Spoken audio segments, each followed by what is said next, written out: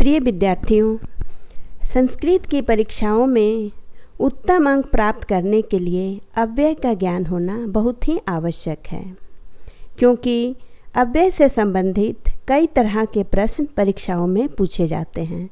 कभी वाक्य प्रयोग के रूप में, कभी रिक्त स्थान पूर्ति के रूप में, तो कभी गद्यांश से अव्यय चयन करने के रूप में।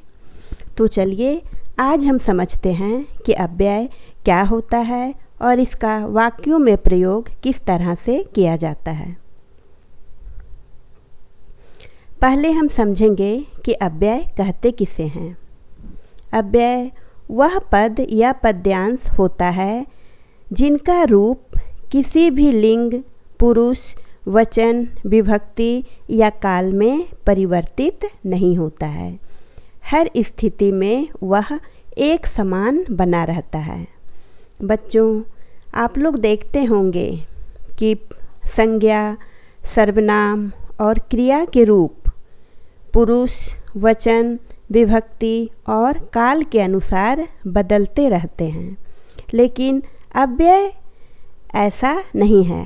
इसकी स्थिति हर समय एक समान बनी रहती है। तो चलिए अब हम देखते हैं एक एक करके कि अव्यय कौन कौन से हैं। पुनः। पुनः का अर्थ होता है फिर। इसका वाक्य प्रयोग करना है तो हम लिखे हैं पुनः लिखतु। बच्चों, जब भी आपको अव्यय से या किसी भी पद से वाक्य प्रयोग करने के लिए कहा जाए तो आप एक बात का ध्यान रखेंगे कि जितना छोटा से छोटा वाक्य बन सके आप वही बनाएंगे, क्योंकि यदि आप वाक्य को बड़ा या लंबा करेंगे तो गलतियां होने की संभावना अधिक बढ़ जाएगी और उससे फिर अंक कटेंगे। इसलिए जितना हो सके आप छोटा वाक्य ही बनाने का प्रयास करेंगे। तो पुनः से मैंने बनाया है पुनः लिखतु, अर्थात फिर से लिखो। उसके बाद है उच्चैः, अर्थात जोर से। राधा उच्चैः वदति, राधा जोर से बोलती है। शनैः, शनैः अर्थात धीरे। तो इसका वाक्य बना गजः शनैः चलति, अर्थात हाथी धीरे चलता है। यहाँ पर आप गजः के जगह में कच्छपः भी लिख सकते हैं। कच्छपः शनैः चलति, कछुआ धीरे चलता है। कुछ भी आप बना सकते हैं। फिर है अधः, अर्थात नीचे। फलानि अधः पतन्ति, फल नीचे गिरते हैं। रीते अर्थात विना। परिश्रमं रीते विद्या न मिलति, अर्थात परिश्रम के बिना विद्या नहीं मिलती है। यहाँ पर विद्या के स्थान पर आप सफलता या धन कुछ भी लिख सकते हैं। परिश्रमं रीते सफलता न मिलति, परिश्रमं रीते धनम न मिलति इत्यादि। युगपत् अर्थात एक साथ। युगपत् चला, एक साथ चलो। अद्य अर्थात आज। अद्य रविवासरः अस्ति, अद्य रविवासरः अस्ति, आज रविवार है। श्वः, श्वः मतलब आने वाला कल, जिसे इंग्लिश में हम लोग टुमारो कहते हैं।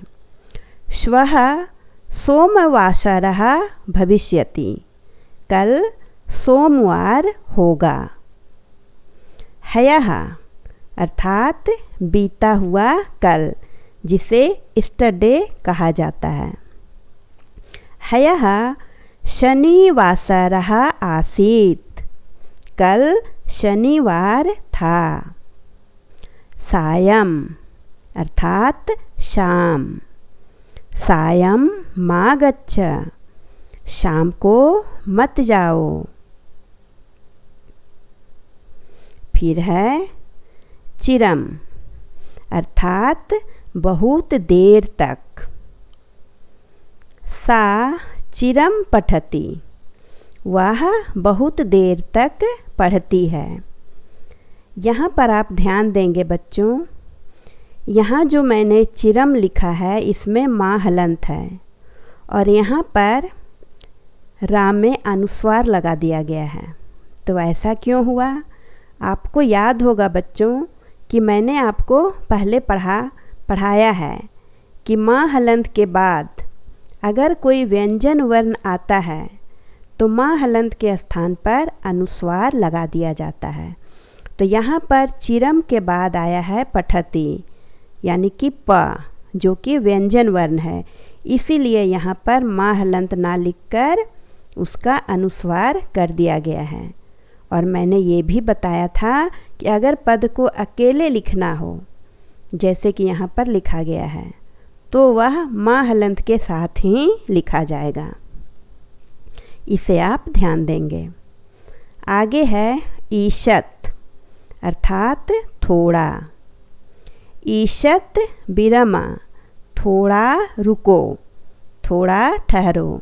हम लोग ऐसा कहते हैं ना, थोड़ा रुको। तूष्णीम अर्थात मौन, चुप, तूष्णीम भवः, चुप हो जाओ, मौन रहो। सहसा अर्थात अचानक, सह सहसा आगतः, वह अचानक आ गया। मिथ्या अर्थात झूठ, मिथ्या मा वदा, झूठ मत बोलो। पुरा अर्थात पहले, पुरा एकः नृपः आसीत्, पहले एक राजा था। प्रायः अर्थात हमेशा, सः प्रायः अत्र आगच्छति, वह हमेशा यहाँ आता है। नूनम अर्थात अवश्य, सा नूनम पठिष्यति, वह अवश्य पढ़ेगी। यहाँ पर भी बच्चों आप ध्यान देंगे, यहाँ पर नूनम में माँ हलंत लगा हुआ है, लेकिन यहाँ पर अनुस्वार कर दिया गया है। आप तो यहाँ समझ गए होंगे कि क्यों किया गया है, क्योंकि नूनम के बाद व्यंजन वर्ण आया है पठिष्यति, है ना।